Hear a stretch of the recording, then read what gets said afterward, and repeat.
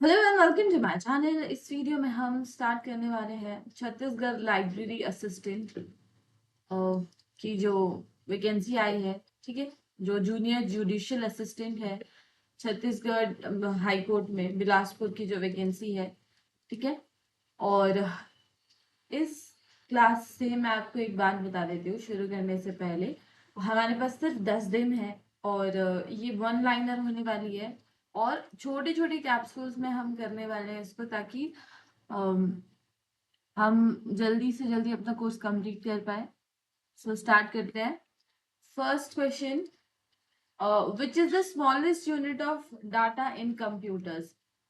Data की smallest unit पूछी गई है तो बिट होती है। What is the latest edition of DDC. DDC की लेटेस्ट एडिशन कौन सी है? 23rd एडिशन 2011 में पब्लिश किया गया था।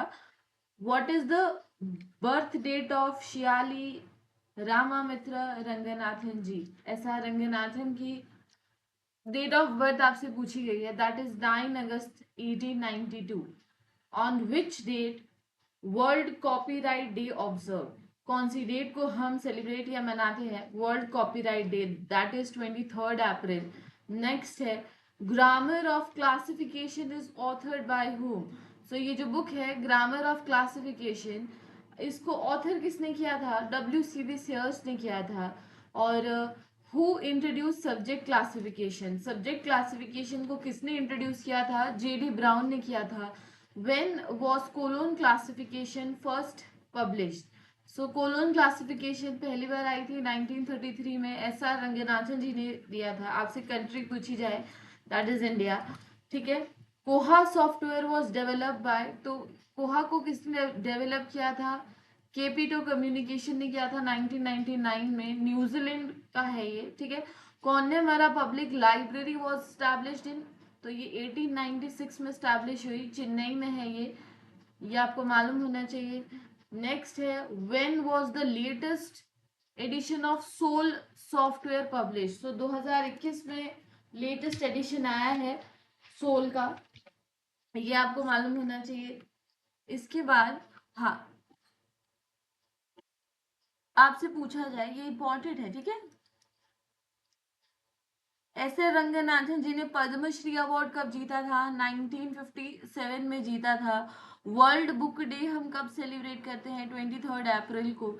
इस सिलिक का हेडक्वार्टर आपसे पूछा गया है कि हेडक्वार्टर कहाँ पे है? कोलकाता में है। इस सिलिक की फुल फॉर्म आपको यहाँ पता होना चाहिए, Indian association of special libraries and information centre.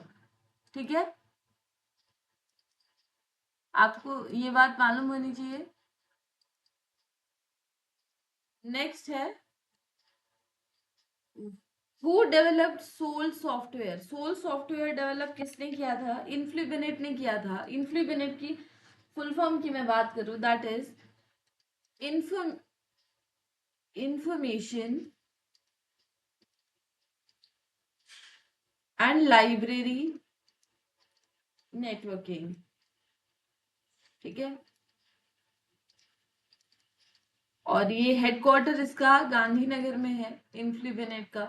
ठीक है, और ये कब आया था?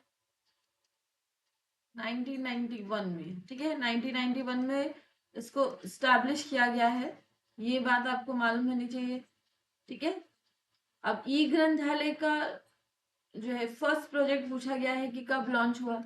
सो ई व्हेन वाज द ई ग्रंथालय प्रोजेक्ट फर्स्ट लॉन्च? 2002 में लॉन्च किया गया था। Who first use the term library science. कौन से व्यक्ति हैं जिन्होंने लाइब्रेरी साइंस का यूज फर्स्ट टाइम किया था? That is Martin स्क्रिटिंगर।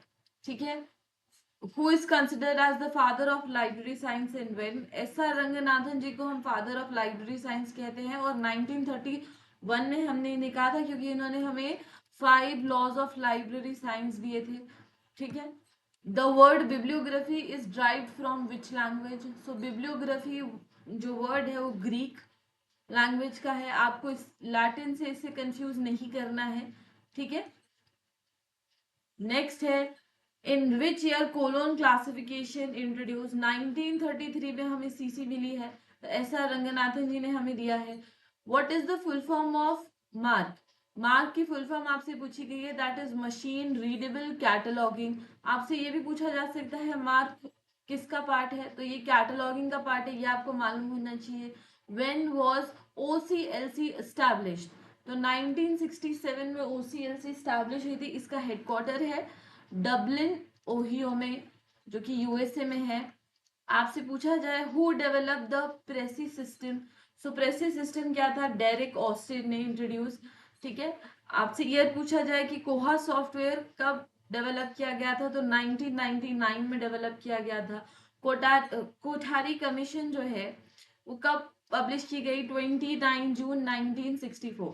So that is the end of the video. और मैं चाहती तो मैं एमसीक्यू भी बना सकती थी, बट मैं नहीं चाहती आप दूसरे ऑप्शन में अपना टाइम वेस्ट करें। हमारे पास टोटल 10 दिन है आपसे, ठीक है। हर कैप्सूल में हम 25 क्वेश्चंस करने वाले हैं, वन लाइनर। और 25 ही क्यों, क्योंकि मुझे पता है अभी आपका जो मोरल है वो बहुत डाउन होगा और आपको लगेगा हम कैसे करेंगे, लेकिन नहीं, जब आप 25 क्वेश्चन करेंगे तो आपको कॉन्फिडेंस आएगा कि मैं अगले 25 क्वेश्चंस भी कर सकता हूँ और आपका टाइम सेव होगा और आपका मोरल हाई रहेगा। बेसिकली ये है इस मेथड को फॉलो करने का मेरा कार्य। और वीडियो अच्छी लगी होगी तो प्लीज लाइक कीजिएगा, चैनल को सब्सक्राइब कीजिएगा। Have a good day.